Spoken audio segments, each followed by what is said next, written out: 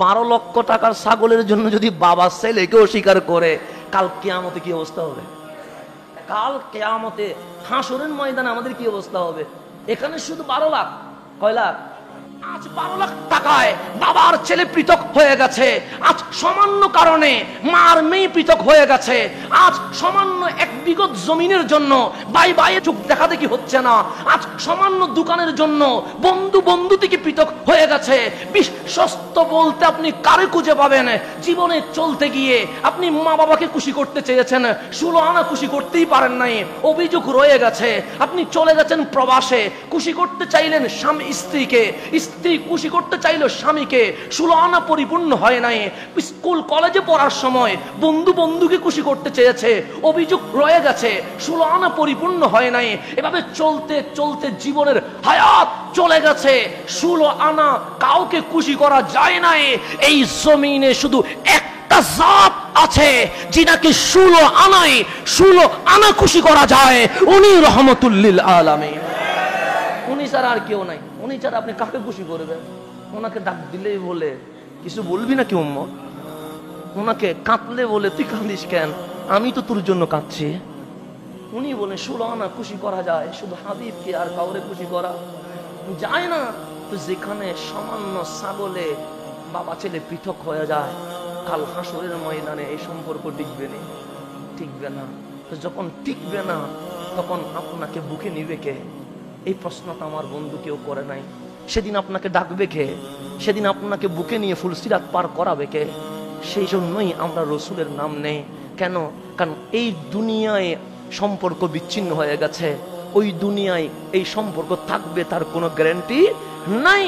সেই জন্যই আমার কামলিওয়ালা বললেন, আবু বকর তোমার দায়িত্ব দিলাম, আমার উম্মত গুলারে ফুলসিরাত পার করাইয়া দিও। তোমার দায়িত্ব দিলাম আমি তোমারে, কারণ তুমি আমার পিঠে নিয়ে গাড়ে সুর পর্যন্ত উঠে গেছ। তুমি যেহেতু রসুলকে তুলে গাড়ে সুর পর্যন্ত নিয়ে গেছ, আমি জানি আমার উম্মতকেও আমার আবু বকর ফুলসিরাত পার করাইয়া দিতে পারবে। সেই জন্যই আপনি রসুলের হয়ে যান, রসুলের হয়ে যান, রসুলের হয়ে যান। সিদ্দিক আকবর কান্না করছেন, হাবিব এটা কি বললেন? এতগুলো উম্মতকে আমি আবু বকর কেমনে ফুলসিরাত পার করাবো? আরে ফুলসিরাত তো চুলের চেয়েও কি চিকন, তরবারের চেয়ে। যেখানে আমি আবু বকর হাঁটতে পারবো কিনা টেনশনে রয়ে গেছে, সেখানে আপনার এতগুলো উম্মতরে পার করাবো কেমনে? আমার রসুল বলেন, আবু বকর অনজুর, ওই দিকে তাকাও তো। সিদ্দিক তাকালেন, কি দেখছো? সে মাকড়সা বাসা বাঁধছে। বাসাটা কি চিকন না মোটা? সে বড় চিকন। মাকড়সা কি পড়ে যাচ্ছে? সে না, পড়ে যাচ্ছে না, সে সুন্দরভাবে হাঁটছে। কামলিওয়ালা বলেন, ঠিক ওই মাকড়সা যেরকম তার বাসার চিকন রশি দিয়ে হেঁটে চলে যাচ্ছে, আমার আবু বকরও আগে ফুলসিরাতের আগে হাঁটবে, আমার আবু বকরের পিছনে আমার উম্মত পার হয়ে যাবে। 16 আনায় যিনি রাজি হয় তিনি রহমতুল লিল। আল্লাহ বলছেন, ওয়া ইজ আখাযাল্লাহু মিসাকান নাবিয়িন। হাবিব আপনি স্মরণ করেন, আমি যেদিন নবীদের শপথ অনুষ্ঠান নিয়েছিলাম, তো ওদেরকে বলেছিলাম, লামা আতাইতুকুম মিন কিতাবিন ওয়া হিকমা, আপনারা যেহেতু নবী রাসূল, আপনাদেরকে আমি কিতাবও দিব, হিকমতও দিব। কিতাব দিয়ে দাওয়াত দিবেন, হিকমত দিয়ে জ্ঞান বিজ্ঞানের থিওরি অ্যাপ্লাই করবেন। তারপর বললেন, সুম্মা জাআকুম রাসূলুম মুসাদ্দিকুল লিমা মাআকুম।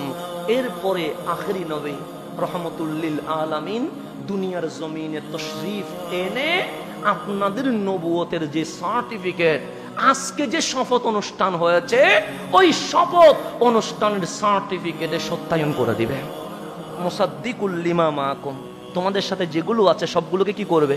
সত্যায়ন করবে। এখন আমার সাথে ওয়াদা করো, এই শপথ অনুষ্ঠানের মূল বিষয় ওয়াদা করো, লা তুমিনুন্না বিহি ওয়া লা তানসুরুন্নাহু। যখন উনি আসবে তখন আর কারোর নবুয়ত রিসালাত চলবে না, আমার মুস্তাফার উম্মত হবা কিনা বলো? শুধু উম্মত হইয়া বসে থাকবা তা নয়, ভিআইপি চেয়ারে আমার নবীর বাহিনীর সহযোগী হবা কিনা বলো? তখন আল্লাহ বলেন, ক্বাল আকরারতুম, তোমরা কি স্বীকৃতি দিচ্ছ? ওয়া আখাযতুম আলা যালিকুম ইসরি, এই ওয়াদায় তোমরা কি আমার সাথে ওয়াদাবদ্ধ হচ্ছ? ক্বালু আকরারনা, সবাই বললেন স্বীকৃতি দিয়ে দিলাম। আখেরি পয়গম্বরকে পাওয়া মাত্রই আমরা তার কদমে গিয়ে উম্মত হয়ে যাব।